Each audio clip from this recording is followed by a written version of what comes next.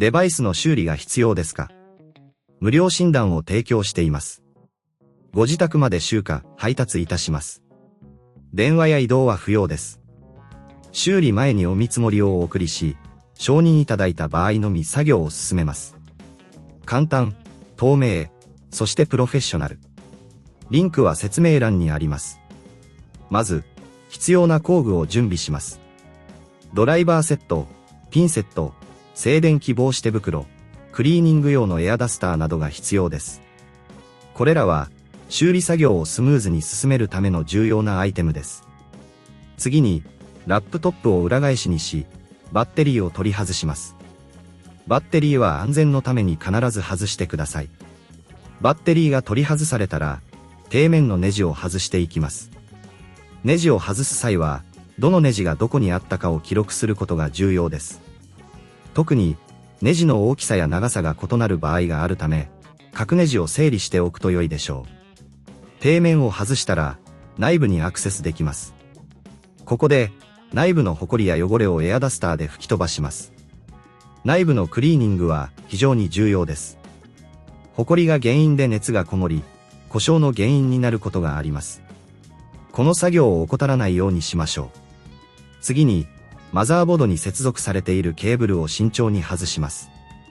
特に、フラットケーブルやコネクターは壊れやすいため、注意が必要です。これが難しいと思われる場合は、ご自宅での集荷と配達サービスを提供していることを覚えておいてください。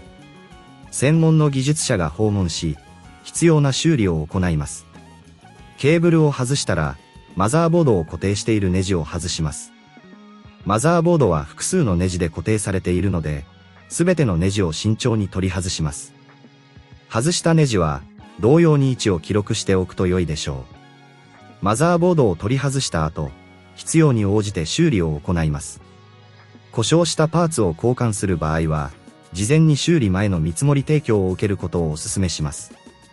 これにより、予想外の費用を避けることができます。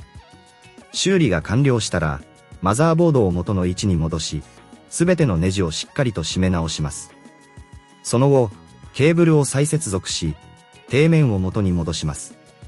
すべてのネジを取り付けたら、バッテリーを戻し、電源を入れて動作確認を行います。以上が、Lenovo IdeaPad 320-15IKB のマザーボード修理手順です。電話不要、移動不要で、私たちがサポートいたします。デバイスの修理が必要ですか？無料診断を提供しています。ご自宅まで集荷、配達いたします。電話や移動は不要です。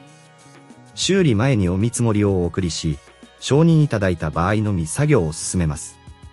簡単、透明、そしてプロフェッショナル。リンクは説明欄にあります。